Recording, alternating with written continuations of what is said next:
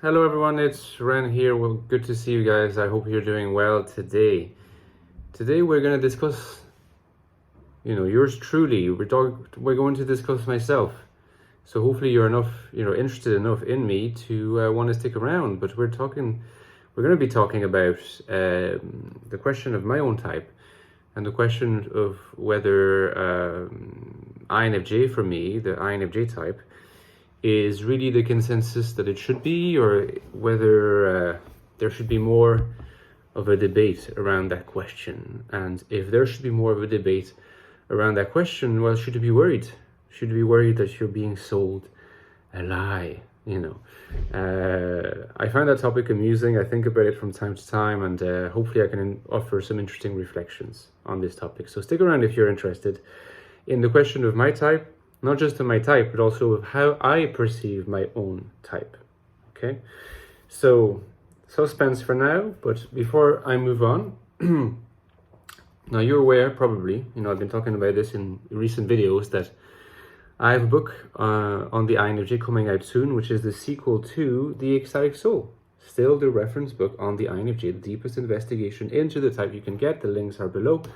Ebook, paperback, make sure you get your copy if you haven't got it yet. The sequel is called The Infinite Soul, and it's taken this analysis of INFJ personality and it's bringing it into the question, the world, the real world, the question of how to lead a happy, fulfilling, and rich life as an INFJ. So The Infinite Soul, stay tuned. You will see in the community section of my channel that I've shared the cover, what the cover will be. So I'll make more videos around that when the book actually has a release date and so on. So stay tuned. You can also get The Infinite Castle, which is my book.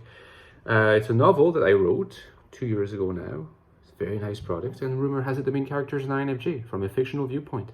Alienation, disembodiment, these concepts are explored here through the prism of fiction. If you're into Kafka, Murakami, Dostoevsky, this might be for you and support the channel. So does supporting me on Patreon. There's a link down there to support me on Patreon. That helps massively. You have no idea, so consider it. Okay, so now, speaking about my type, and I have made videos on this topic before. I'm sure that I will be making more videos on this topic in the future as well. So it's not like it's anything new, but I like to revisit that topic from time to time. In some sense, I think it's relatively healthy to do that. Because you never want to become too complacent in your self-understanding that you get to a level in your life where you're at stasis. Okay, so what I mean by this is that ultimately it's not so much a question of being complacent in your type identification. It's more a question of being complacent, the risk of becoming complacent with the range of your possibilities and your evolution in life in relation to your type self-understanding. Because type is and ought to be a window into life. It ought to blend into life in the same way that life blends into type. If your prism of type is not really helping you in life, if it's not enriching your vocabulary through which to experience life and dealing with the challenges that life throws at you and so on, it really becomes a question whether type is useful. And one of the risks is something that I explore in quite a bit of detail in my new book, The Infinite Soul. One of the risks is to become too restrictive in your type identification, because you find that it's your comfort zone, and that ends up kind of shrinking the perimeter of your possibilities, which ought to be endless in some sense. So you can actually, in fact, in some sense, take this video as my own attempt to question from time to time, and such as today, the whole idea of my own type identification. And of course, you might even argue that for me, the problem is compounded by the fact that for me, type identification is it's not just a matter of what I think is my type or what I think is the best prism for my life. It's also a prism for my, if you could put it that way, a prism for my status as a YouTube personality, as someone who writes books, as someone who's trusted by other people, by readers who are willing to buy my books. So there is something extra in my case that could be interpreted as putting an additional layer of pressure on me to remain at the level of stasis and happy complacency with an INFJ type identification, which, by the way, as you probably know, most people agree with, which is not a lot of all INFJ content producers. There's INFJ content producers for whom the debate around what the real type is quite active. It's never really been the case for me. At times I found that a little bit disappointing. I would have loved to see more debates and see if I would just witness them from the sidelines, or would I get involved, things like that. But there's just not a lot of controversy, it seems, around my type. But there is sufficient controversy for making this video. There used to be, in the years gone by, a mini controversy or many controversies around whether I really was an INFJ or whether I might not be an INTP, because that was the main, I think it was the main controversy was really around that. There was maybe a very small subsection of my viewer base that made the point that I was an INTP, and I would get at least maybe every 2 weeks or every month I would get messages to that effect.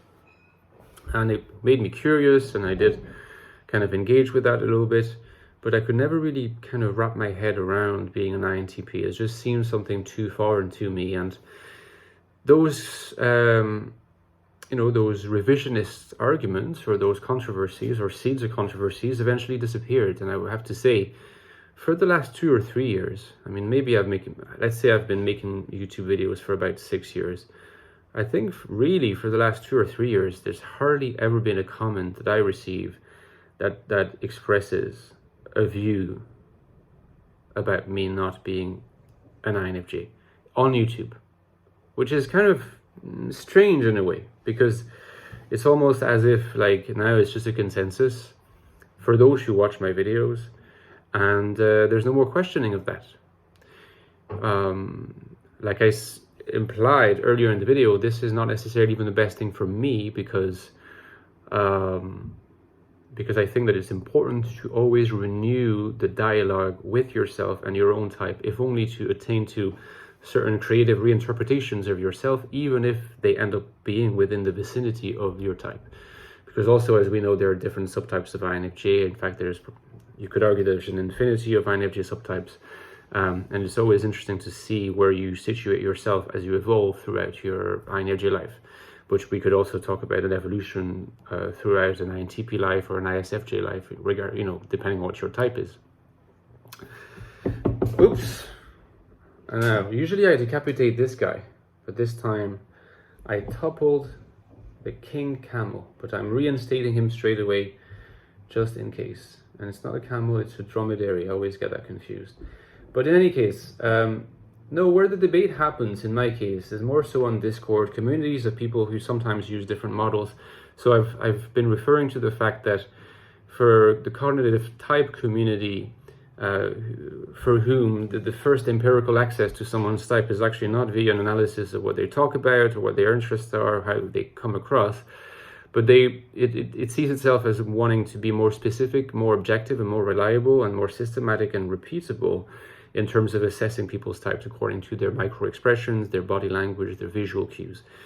Some of you will be familiar with that particular model, that particular theory, and it's a theory that I've made no secret about engaging with for quite a significant amount of time now, quite a few years.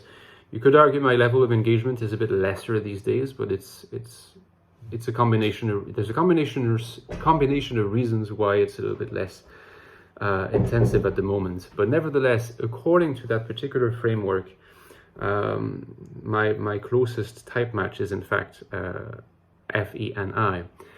Which is, we would be very tempted to translate as ENFJ in MBTI language or in Jungian cognitive functions language, namely that my primary function would not be NI, but would be FE. Do remember that according to this model, there's no real concept of an inferior function that can't be integrated. The idea that if you like, that your blind spot is going to be your inferior function just doesn't exist in that model and some similar models. in such a way that there's no real inferior function. So the whole argument according to which TI, which is the last function, if we don't want to say the inferior, the last function of the ENFJ makeup, pardon me, TI can perfectly well be considered integrated, because a lot of the time people have argued I cannot be ENFJ because TI for me is too integrated, too developed, and that just doesn't, it's something that we consistently interpret ENFJs as not having, and some of their, maybe their biggest blind spot as being that, in the same way that we would say the blind spot of an ENTJ being FI. We see that a lot of the time. A blind spot of an INTJ being SE, blind spot of an INTP being FE. There's some very famous concept of the FE meltdown in the community, and these concepts are informative and illustrative in many cases. And so if you relaxed the demand on the last function being integrable, if you relax it, then someone could actually make a case, and CT, cognitive type, makes the case that either all my functions are integrated, or they're all integrated except my tertiary, which, for an FENI type, would then be SE. And so you'd find yourself with, in my case, an ENFJ typing or an FENI typing that have obviously FE as dominant, integrated by definition, NI as auxiliary, which would be integrated in my case, so you'd preserve the integration of NI. SE potentially not integrated, but not so much of an issue because my MBTI identification is INFJ, and INFJ have inferior SE, not supposed to be highly integrated. And TI highly integrated, no problem, even if it's last for CT, which would again align with a lot of the descriptions that I fit in the broader MBTI personality community online, where I'd be seen as an INFJ with highly developed TI, for instance, or something like that. And there's differences between how models like CT interprets or define TI and the sort of more fluid understanding that the broader community has of that function. But nevertheless, that's really the question that I ask myself sometimes, is if it ought to be a question of being INFJ or something else for me, would it be ENFJ? Regardless of, suspending judgment about whether that is in fact the case or even possibly the case, if there were to be a viable alternative, would it be ENFJ or would it be something else? There was a period during which people said I might be ENFP. That was the second most suggested alternative typing after INTP. That also has disappeared, but that used to be the case. It used to be something I took somewhat seriously. I thought it was really interesting to try to think of myself as ENFP, but I have to say nowadays, having really developed so much more granular and refined understandings of the different types and what the different types are like, I think ENFP is completely out of the question for me. It's not even something that could be contemplated, I don't think. INTP, I'm very agnostic. I would be curious to hear what you guys think. I have to say, regardless of whether it's CT who did this or my own self-reflections or both, and it's probably both, and including the reflections of people who have tried to push an ENFJ typing for me, again, a minority, but they exist. You'll see them on personality database as well. I think it has ended up convincing me. I think that if I'm not an INFJ, which I think I am, at least in our common framework, if I'm not, I think that the only alternative is really ENFJ. I think that would be the only alternative.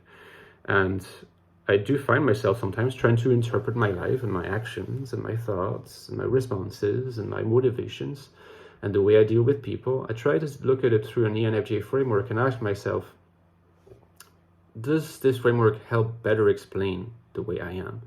Is it more informative ultimately than the INFJ framework? And does it land into fewer paradoxes or, I don't want to say contradictions, but, fewer problems, shall we say, interpretive problems than the INFJ framework does. I don't think that's the case, but I think insofar as there is a possible alternative, it's probably ENFJ. Now, I can already anticipate people who are going to say, listen, you're way too withdrawn to be an ENFJ. Assuming this to be the case, if we think of an ENFJ typing where two introverted functions are integrated, NI and TI, and the dominant is integrated, namely FE, you get a really strong counterbalancing of the FE integration that's dominant with the double introversion that's integrated and the absence of SE integration.